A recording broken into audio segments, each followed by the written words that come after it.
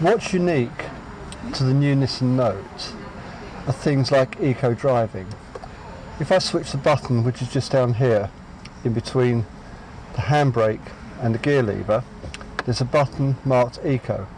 When I've depressed it and turned it on, it shows in the dash a blue light. When that's lit, it means you're driving in economy mode.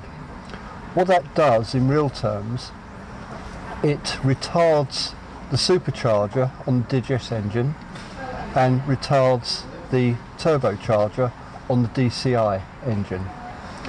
This particular version is a 1.5 DCI diesel. I'm achieving anything around 67 to 68 mpg, and that's with a pretty rubbish eco score of 43. With a good eco score, customers seem to be achieving around the early 70s in mpg. How the eco is determined is in two ways.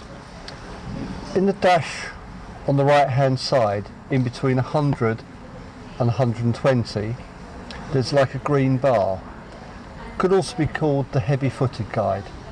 When you depress the accelerator or ease off the accelerator, there's a series of white bars that go up and down.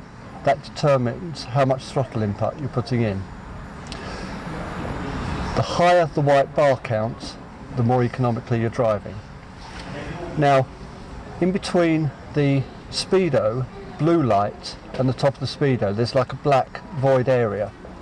When you're driving on the road, there's a series of green lights that expand and contract depending on how economically you're driving.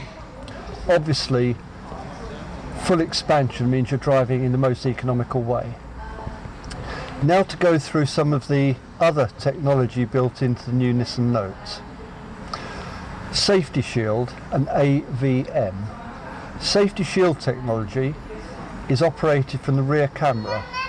What that effectively does, it gives you blind spot detection, moving object detection and lane departure detection. In the rev counter there are two green symbols. The top one is a blind spot, the bottom one is lane departure.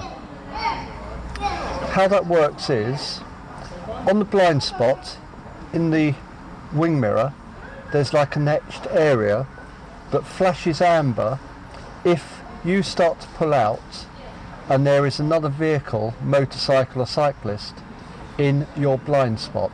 It works. Take it from me, I'm the driver of this car.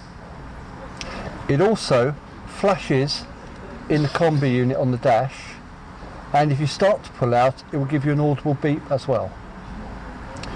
Down below, there's a picture of a vehicle in between two lines. That is the lane departure detection. How that works, again off the rear camera, if a driver is possibly driving, they're fatigued or they lose concentration and wanders outside the white lines, it will beep and flash and warn you. Could call it the wake up button. It warns you that you're moving outside the white lines. However, if you command the car to move, i.e.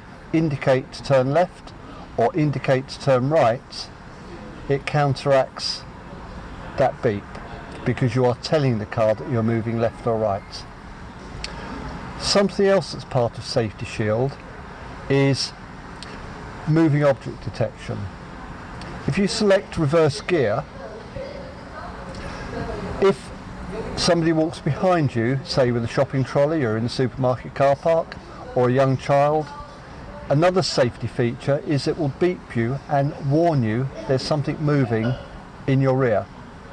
The camera will show, but the movement detection is almost instantaneous, so you get a double warning. A great safety feature. You may notice somebody was moving around the car and the zone lit up they were moving in, and it beeped us to warn us. That grid there, when reverse is selected, I'm not near the clutch, oh yes I can. I've selected reverse gear. That gives a grid that is good for lining up against white lines in a tight parking space, or to enable the customer or the driver to reverse into a tight garage. If I take it out of reverse, push camera again, I get a solid yellow line on the left hand side. A fabulous guide for a driver to park parallel to the curb.